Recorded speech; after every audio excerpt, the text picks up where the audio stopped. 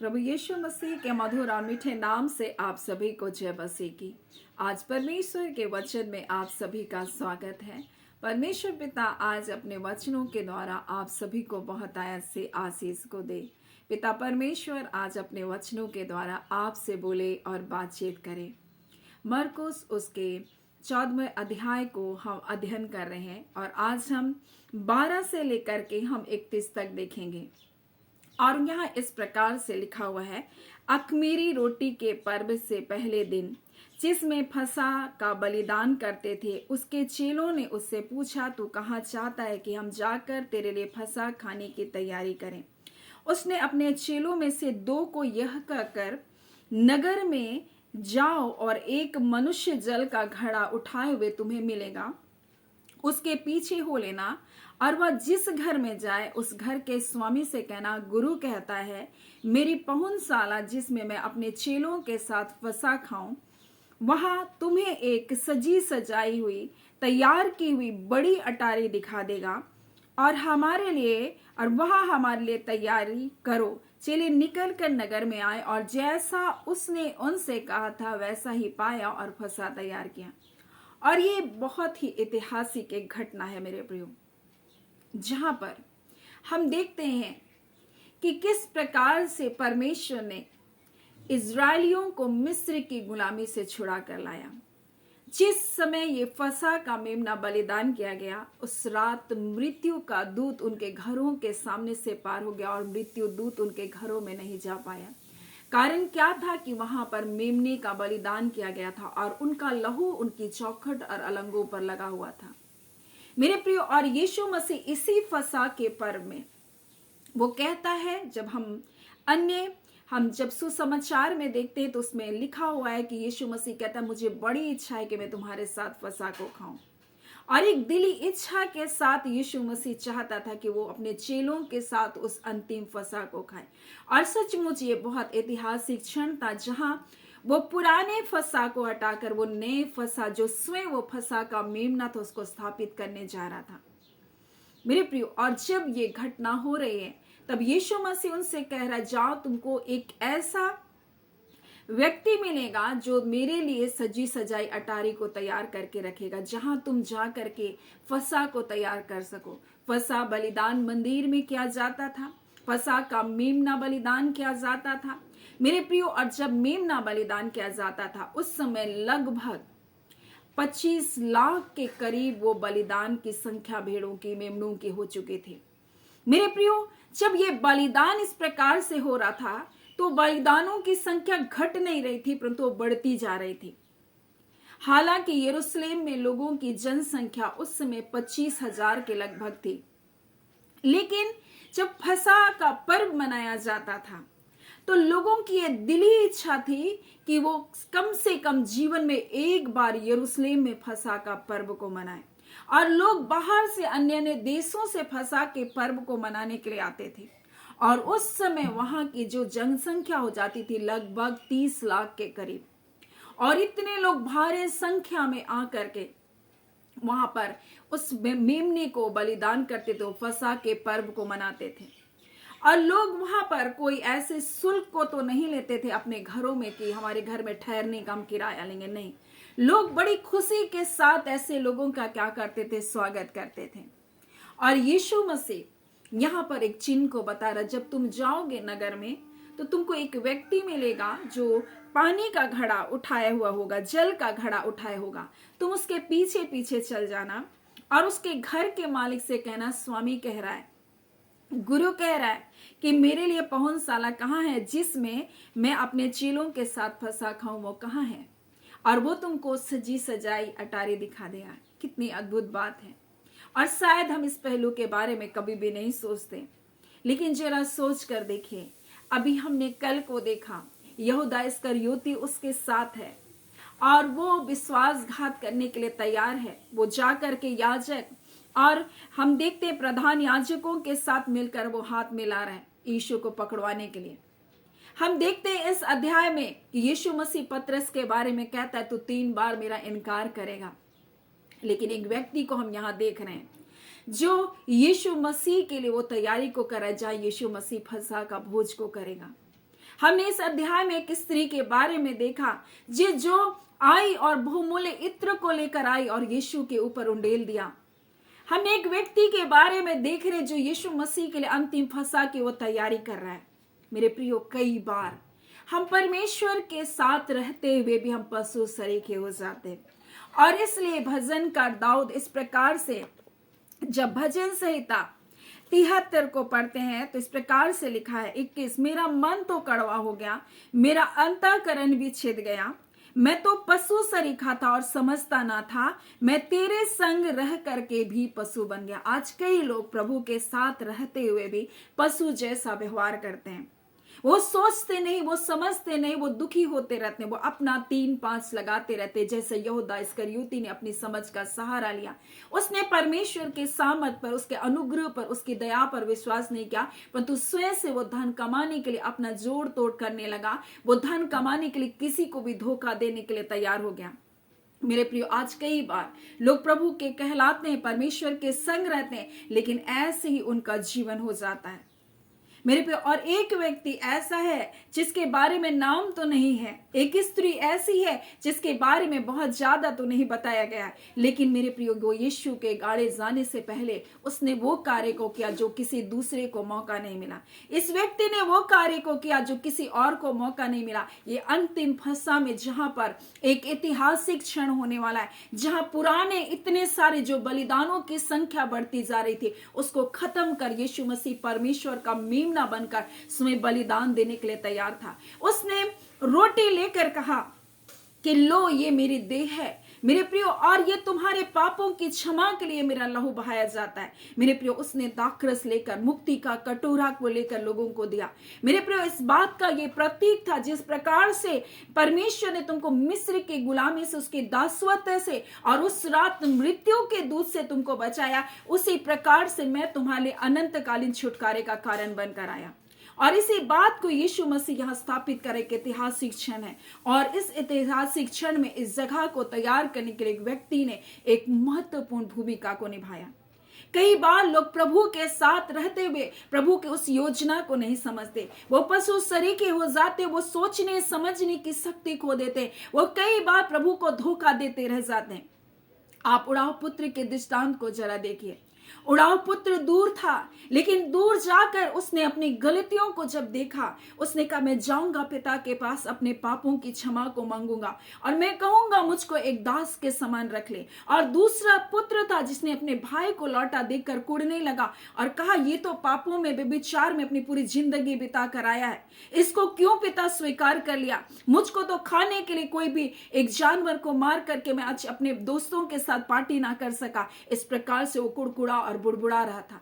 मेरे प्रियो, कई बार हम परमेश्वर के साथ रहते हुए हम उन आशीषों को स्वयं लेते नहीं, लेकिन जब दूसरों को आशीष पाता हुआ देखते हैं तो कई बार हम क्रोधित हो जाते हैं। मेरे प्रियो, ये व्यक्ति, ये उड़ाव पुत्र जब लौटा होगा और उसके पिता ने जब उसको स्वीकार किया होगा, क्या वो दोबारा कभी पापों की जिंदगी में गया होगा? वो सब कुछ झेल कर आया था, सारे लोगों के जीवन चरित्र को देख लिया होगा, सारी परिस्थितियों को देखकर उसने जाना कि ओह किस प्रकार से ये संसार है। इसलिए वो कहता अब तो मैं नौकर के समान भी रह जाऊंगा, लेकिन पिता को नहीं छोड़ूंगा। मेरे प्रियो, कई बार बहुत सारे लोग जो पापों में जीवन को जिए, वो परमेश्वर के अनुग्रह को पहचानते हैं और परमेश्वर को ऐसा प्रेम करते। कई बार लोग परमेश्वर के साथ रहते हैं, परमेश्वर की संतान कहलाते हैं, लेकिन परमेश्वर को उस प्रेम को नहीं जान पाते।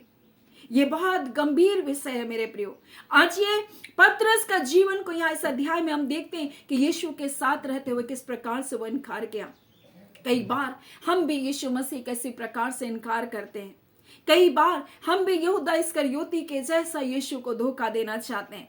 हम कई बार ये परमेश्वर के कलीसिया में आते तो बहुत धर्मी दिखाई देते हैं, लेकिन सप्ताह भर ना जाने हम कितने गलत कार्यों में, गलत मित्रता में, गलत मजाकों में, कई ठट्टों में, कई बुराइयों में अपने जीवन को व्यतीत करते हैं। मेरे प्रियो, आज परमेश्वर अपने वचन के द्वारा हमें क्या बताना चाहता है? ये मरकुस 14 अध्याय हमारे लिए एक आईना है मेरे प्रियो। हम परमेश्वर के साथ हैं, लेकिन हम परमेश्वर के साथ रहते हुए कई बार दुखी का जीवन जी रहे हैं, हम निराश का जीवन जी रहे हैं, हम टूटे हुए जीवन को जी रहे हैं, हमको लग रहा है मेरे लिए कोई उम्मीद नहीं, कोई आशा नहीं, हम ऐसा जीवन को जी रहे, हम अपने से 3-5 कर रहे, अपनी समझ का सहारा ले रहे। मेरे प्रियो, नीति वचन 3 और उसके 5 में लिखा, तो अपनी समझ का सहारा मत ले, परंतु संपूर्ण मन से यहोवा पर भरोसा रहे, वो तुम्हारे लिए सीधा मार्ग को निकालेगा। लेकिन कई बार हम तिकड़म करते, कई बुराई के मार्ग को हम पकड़ना चाहते हैं। मेरे प्रिय यहूदा इस्करियोती ने ऐसा ही किया। उसने परमेश्वर के सामर्थ पर भरोसा नहीं रखा, परमेश्वर की दया पर भरोसा नहीं रखा, परमेश्वर के अनुग्रह पर भरोसा नहीं रखा, परंतु सोचा मैं स्वयं से धन कमा लूंगा। मेरे प्रियो, परंतु एक व्यक्ति को हम देख रहे हैं जो यीशु मसीह के लिए एक सजी सजाई अटारी को तैयार कर रहा है। वो यीशु मसीह का चेला नहीं था, उन 12 चेलों में से नहीं था, लेकिन फिर भी उसने अपने उस धन के द्वारा परमेश्वर की सेवा की, अपने उस घर के द्वारा परमेश्वर की सेवा की। मेरे प्रियो, कई बार प्रभु के करीब रहते हुए हम निराश दुखी रहते हैं। हम सोचते हैं मेरा जीवन क्या होगा, मेरा भविष्य क्या होगा। कई बार हम बड़े पुत्र के जैसा शिकायत करते रहते हैं, दोष ढूंढते रहते हैं, दूसरों की गलतियों को ढूंढते हैं। मेरे प्रियो, और ऐसा ही कार्य तो हम करते रहते हैं संसार में, परंतु इस वचन के आईने में परमेश्वर हमारे जीवन को आज दिखाना चाहता है। मेरे प्रियो, क्या हम वाकई में परमेश्वर को, उस प्रेम को समझ पा रहे हैं? जब आप भजन संहिता उसके 92 को पढ़ेंगे तो इस प्रकार से बहुत अद्भुत बात लिखा हुआ है। और जब हम उसके 5 और 6 को पढ़ेंगे तो लिखा है, हे यहोवा तेरे काम क्या ही बड़े हैं, तेरी कल्पनाएं बहुत गंभीर हैं, पशु समान मनुष्य इसको नहीं समझता और मूर्ख इसका विचार नहीं करता। और वो परमेश्वर के साथ है, परमेश्वर की भलाई उसके साथ है, लेकिन फिर भी वो मूर्खतापूर्ण व्यवहार करता है। जैसे उड़ाव पुत्र का, जो उड़ाव पुत्र था उसमें जो बड़ा भाई था वो ऐसे ही था, पिता के साथ रहते हुए शिकायत कर रहा है, पिता के साथ रहते हुए भी अपने भाई से कोड़ रहा है। पिता ने कहा, हे पुत्र, सब कुछ जो मेरा है वो तो तेरा ही है, तू क्यों शिकायत कर रहा है? तेरे पास सब कुछ है, तुझे अधिकार दिया गया, तू क्यों नहीं ले लेता? कई बार हम परमेश्वर से दो करते रहते हैं, लेकिन परमेश्वर हमको सब कुछ दे दिया, हमें लेने की आवश्यकता है। परमेश्वर ने हमको सारी आशीष को दे दिया, इसलिए उसने मूसा से कहा, क्यों गिड़गिड़ा रहा है जब लाल समुद्र सामने में, क्यों रो रहा है? अपना हाथ बढ़ा। परमेश्वर बोला अपना हाथ बढ़ा। मेरे प्रियो, आज कई बार हमें अपने जीवन में अपने अधिकारों का इस्तेमाल करना सीखना चाहिए। मेरे प्रियो, केवल गिड़गिड़ाते और रोते ना रहें। परमेश्वर ने सारी आशीषें आपको दी है, आप परमेश्वर के वचन में अधिकार आपको दिया गया। उसने क्या नहीं कहा, तुम इस पहाड़ से कहो और ये तुम्हारे जीवन से, बोलता है ये पहाड़ समुद्र में जा पड़ तो तुम्हारी मान लेगा। क्या उसने नहीं कहा कि तुम कहो? लेकिन हम कहते नहीं है। मेरे प्रियो, हम बोलते नहीं है, इसलिए वो समस्या हमेशा हमारे जीवन में बनी रहती है। हम शिकायत करते रहते हैं, इसलिए उसका वचन कहता है, परमेश्वर तेरे कार्य तो कितने ही महान और अद्भुत हैं बेटा। और कहता है, यहोवा तेरे काम क्या ही बड़े हैं, तेरी कल्पनाएं बहुत गंभीर है, परंतु पशु समान मनुष्य इसको नहीं समझता, मूर्ख इसका विचार नहीं करता। कई बार यहूदा इस्करियोती के जैसा हम अपना बुद्धि, अपना समझ का सहारा लेते हैं। कई बार हम भयभीत होते हैं पतरस के जैसा और हम इनकार कर देते हैं। लेकिन दूसरी ओर हम 2 व्यक्तियों को देखते हैं, एक स्त्री को देखते हैं, एक पुरुष को देखते हैं, जो प्रभु के अंतिम क्षणों में उसकी सेवा के कार्य में लगे हैं। वो यीशु के साथ नहीं थे, परंतु कई बार हम प्रभु के साथ रहते हुए पशु सरीखे बन जाते हैं। हम निराश होते हैं, हम हताश होते हैं, हम टूट जाते हैं। लेकिन ये स्त्री, इसने परमेश्वर के आत्मा की आवाज को सुना और आई और अपना बहुमूल्य सबसे कीमती यीशु मसीह के ऊपर दे दी। और यीशु मसीह कहता है, जब सुसमाचार प्रचार किया जाएगा, इस स्त्री के इस कार्य का भी प्रचार किया जाएगा, इसके इस भलाई के काम की भी चर्चा की जाएगी। मेरे प्रिय, ये पुरुष के बारे में हम देखते हैं, इसका नाम तो नहीं दिया गया, लेकिन इसने अंतिम ऐतिहासिक पल को उसने क्या किया, अपने घर में होने के लिए उसने यीशु को निमंत्रण दिया, उसने अपने घर के दरवाजे को खोल दिया। ये वो क्षण था जो सारे बलिदानों को खत्म कर यीशु मसीह एकमात्र हमारे लिए बलिदान हुआ। और उसके बलिदान होने से मेरे प्रियो, हम सब जातियों ने, हर भाषा के लोगों ने, हर कुल के लोगों ने, हमने पापों से, अंधकार के दासत्वों से, श्राप से, मेरे प्रियो, मृत्यु के बंधनों से हमने आजाद पाया। जिस प्रकार से उस समय इजरायलियों ने दासत्व के गुलामी से छुटकारा पाया, जिस प्रकार से उस समय जब उनके चौखट पर लहू लगा था, मृत्यु का दूत उनके घरों के सामने से गुजर गया। इसलिए इसे पास ओवर भी कहते हैं, क्योंकि वो मृत्यु का दूत उनके घरों के सामने से उस लहू को देख करके वो आगे चला गया। मेरे प्रियो, आज परमेश्वर अपने वचन के द्वारा हमें क्या बताना चाहता है, ये हमारे जीवन के लिए एक आईना है। मेरे प्रियो, आज प्रभु के साथ रहते हुए कहीं आप भी तो ऐसा जीवन को नहीं जी रहे, निराश, हताश, टूटे तो नहीं है मेरे प्रियो। लेकिन ये 2 व्यक्तियों ने, एक स्त्री एक पुरुष ने, परमेश्वर के उस योजना में शामिल हो गए। मेरे प्रियो, जिनको उसके साथ रहने वाले नहीं समझे, लेकिन ये उस सेवकाई में एक अहम भूमिका को निभाए और उसने उस सजी सजाई अटारी को उसके लिए दे दिया। और इस प्रकार से परमेश्वर का वचन हमें बताता है और लिखा है, और चेलों ने निकलकर नगर में आए और जैसा उसने उनसे कहा था वैसा ही पाया और वहां पर फसह को उसने तैयार किया। और यीशु मसीह यहाँ पर इस प्रकार से वो फसह को क्या है बलिदान जब किया गया था उस भोज में शामिल हुआ और उसने उस समय पुराने को हटाकर नए को स्थापित किया, जो हमारे लिए छुटकारे का कारण है। मेरे प्रियो, यीशु मसीह फसह का मेमना हमारे लिए आया। सो परमेश्वर पिता इन वचनों के द्वारा आप सभी के जीवन को बहुत आयत से आशीष को दे। आमीन। आइए हम प्रार्थना करेंगे। धन्यवाद देते हैं जीवते सच्चे सामर्थ्य पिता परमेश्वर, प्रभु यीशु मसीह के मधुर और मीठे नाम से अबा हम आपके पास आते हैं। इस सुंदर समय के लिए प्रभु आपका धन्यवाद देते हैं। आपके अनुग्रह के लिए पिता आपका धन्यवाद देते हैं। आपके प्रेम के लिए पिता आपका धन्यवाद देते हैं। आपके छुटकारे के लिए प्रभु आपका धन्यवाद देते हैं। आपकी भलाई के लिए पिता आपका धन्यवाद देते हैं, जो आज के दिन परमेश्वर पिता आपके लोगों के जीवन में छुटकारे का कार्य हो रहा है। आज खुदान परमेश्वर अब भी निराश और हताश है परमेश्वर। हाँ पिता परमेश्वर प्रभु जानने पाए आपकी कल्पनाएं परमेश्वर अद्भुत है पिता, वो महान है परमेश्वर पिता, वो हानि की नहीं है परमेश्वर पिता, परंतु लाभ के लिए खुदावन परमेश्वर। आज पिता परमेश्वर अगर प्रभु सिर्फ ये शिकायतें करे प्रभु जी, आज खुदावन परमेश्वर अपने जीवन के लिए आशीषों की घोषणा करने वाले हो सके, अपनी भलाइयों को लेने वाले हो सके परमेश्वर। हाँ पिता, क्योंकि सब कुछ परमेश्वर पिता आपने उनके हक में कर दिया प्रभु जी, हम आपका धन्यवाद देते हैं पिता। आपके साथ परमेश्वर बहुत सारे लोगों ने ऐसे ही बुरे कार्य को किया, किसी ने बोलकर, किसी ने कार्य करके विश्वासघात और धोखा किया, परंतु आपका प्रेम हर एक के लिए प्रभु समान बना रहा प्रभु जी। आपने किसी पर दोष नहीं लगाया। आज बहुत सारे लोग ऐसे ही जख्मी और घायल हैं अपने लोगों के बर्ताव से, परंतु खुदान परमेश्वर प्रभु जी आपका वचन हमें ये भी सिखाता है प्रभु यीशु मसीह, आप उन बातों में ठहरे नहीं रहे, परंतु प्रभु यीशु आपको जो कार्य करना था प्रभु मानव जाति के लिए बलिदान, आपने उस कार्य को किया प्रभु। आपका धन्यवाद देते हैं खुदान। जितने बीमार है यीशु के नाम से चंगे किए जाने पर, और इसी घड़ी प्रभु जितने लोग अंधकार के बंधनों में बंधे हैं, व्यसनों में बंधे हैं, शराब के बंधनों में बंधे पिता, हाँ पिता परमेश्वर गुटखा शराब के पिता एडिक्शन में बंधे, ऐसे सारे बंधन यीशु के नाम से तोड़े जा रहे प्रभु। आपका धन्यवाद खुदावन परमेश्वर। हम छोटे छोटे बच्चों को आपके अधीनगी में देते हैं। मौसम के हर एक गलत प्रभाव से परमेश्वर, हर एक मौसम की गड़बड़ी से प्रभु अपने लोगों की आप रक्षा कीजिए पिता।